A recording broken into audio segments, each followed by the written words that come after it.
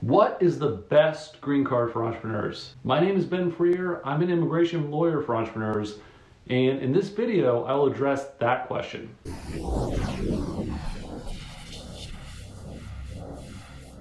So this question comes up fairly often in my practice.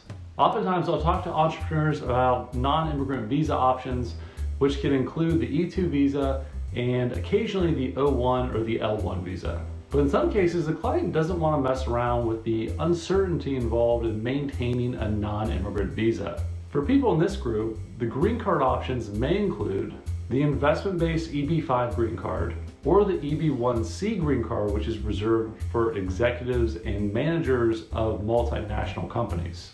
There are a number of options to explore. However, during the course of my practice, the two options that I discuss most frequently are the Eb1a green card and the national interest waiver green card, both of which allow entrepreneurs to apply without a sponsor. So are either of these options the best green card option for entrepreneurs? Well, obviously that's going to depend on your circumstances. Generally, you'll pick the option that is attainable. And if there are a few different types of attainable green cards, you will generally pick the fastest option. Without a doubt, the Eb1a is currently the fastest green card option for entrepreneurs due to the lack of a visa backlog and the availability of premium processing. Let's talk about backlogs for just a second. People from certain countries will have to wait months, years, or even decades before they can finally obtain a green card after their initial I-140 petition is approved by USCIS. This is due to the fact that for many green card categories, a certain number of visas are allocated to each country on a yearly basis. If the demand for a particular category exceeds the supply, then a backlog is created, which oftentimes results in staggeringly long wait times. Now, a full explanation of the green card preference system is well beyond the scope of this video. However, for the purpose of our discussion, suffice it to say that historically, the lower the preference category, the longer the wait. And conversely, the higher the preference category, the shorter the wait. The Eb1 in the Eb1a means employment-based first preference category. As the highest preference category, people in this group will generally not experience long wait times after their I-140 petition has been approved. The second reason why the Eb1a is the fastest green card option for entrepreneurs is due to the fact that premium processing is available. For any person who's applying for an employment-based green card, the first step is to file the form I-140. The standard processing times for these applications can be 12 months or even longer, depending on USCIS's caseload. Fortunately, for some preference categories, including the Eb1a, applicants can pay an additional premium processing fee to obtain a decision within 15 days. Oftentimes, the client will be well positioned to qualify for the National Interest Waiver Green Card or the Eb1a Green Card. The main advantage of the Eb1a Green Card over the National Interest Waiver is that it is faster to obtain. As we just discussed, premium processing is available for Eb1a Green Card applications. Unfortunately, at the time of this recording, premium processing is not available for National Interest Waiver applications. The main advantage of the National Interest Waiver Green Card over the Eb1a is that it is easier to obtain. Now, don't get me wrong, the National Interest Waiver is certainly difficult to obtain. I don't think I would qualify for one, but it has a slightly lower bar than the Eb1a Green Card, which requires you to demonstrate that you have risen to the very top of your particular field.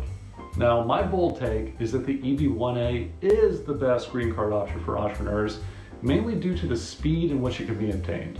But there's a huge catch. This option is great only if you're confident that you can meet the difficult requirements. Unless you've been awarded a major globally recognized award for excellence, such as a Pulitzer Prize or an Olympic gold medal, you'll have to meet at least 3 of the following criteria. Evidence of receipt of lesser nationally or internationally recognized prizes or awards for excellence. Evidence of your membership in associations which demand outstanding achievement of their members.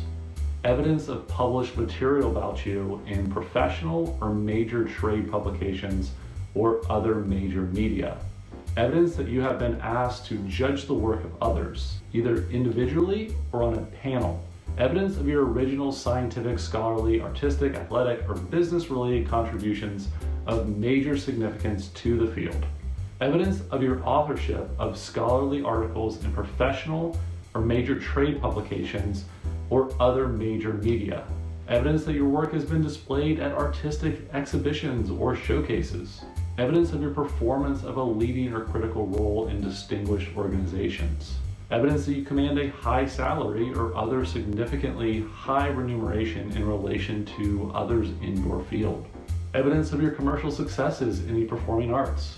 Now, obviously, many of these criteria don't apply, and the most relevant categories, or the big three for entrepreneurs, include national or international awards, published material about you, and membership in an organization that requires substantial achievement.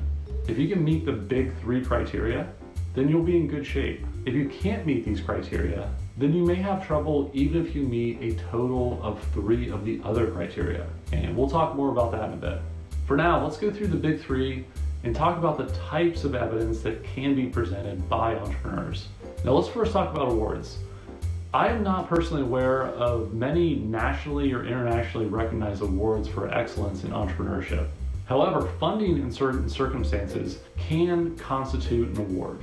Sometimes an accelerator program will provide funding. Maybe your startup was awarded a grant.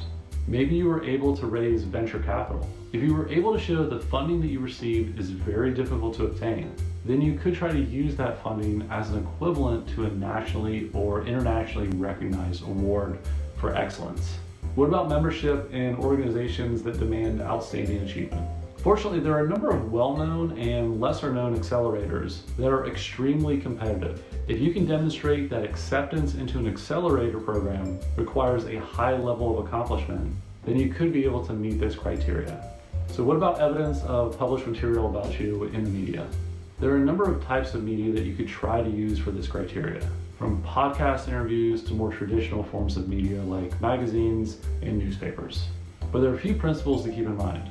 This probably seems obvious, but the larger the audience, the better. Also, it's better if the media or publication focuses on you as opposed to your company, especially if you are one of many co-founders. Okay, so let's say you're able to meet 3 of these criteria. You would think that your Eb1a would be a slam dunk, that it would be guaranteed. But unfortunately, that is not the case. Even if you can prove by a preponderance of the evidence that you meet 3 of the 10 criteria, the officer who evaluates your case will conduct a second step in their analysis. The USCIS policy manual describes this process. It says, the officer should evaluate the evidence together and consider the petition in its entirety to make a final merits determination of whether or not the petitioner has demonstrated that the person has sustained national or international claim and that his or her achievements have been recognized in the field of expertise, indicating that the person is one of that small percentage who has risen to the very top of the field of endeavor. And the reason why the big 3 are considered the big 3 is that they have the most impact on the officer's determination of whether or not you have risen to the very top of your field. So to circle back to the original question, what is the best green card for entrepreneurs? In my opinion, the Eb1a is clearly the best. But unfortunately, by its very nature, it won't be available to many people.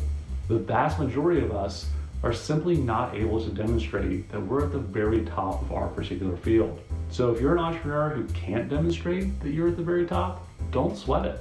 You can explore the National Interest Waiver Green Card, or you can explore non-immigrant visa options.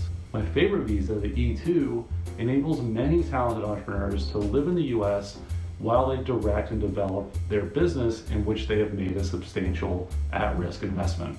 If you are an entrepreneur who is interested in coming to the United States, there are a number of immigration options for you to explore. This is best accomplished by reaching out to one of the many talented US immigration lawyers that you can find across the globe. Hopefully this information was helpful. If you did enjoy this video, please like it or pass it along to someone who may benefit from it. Thanks for your time.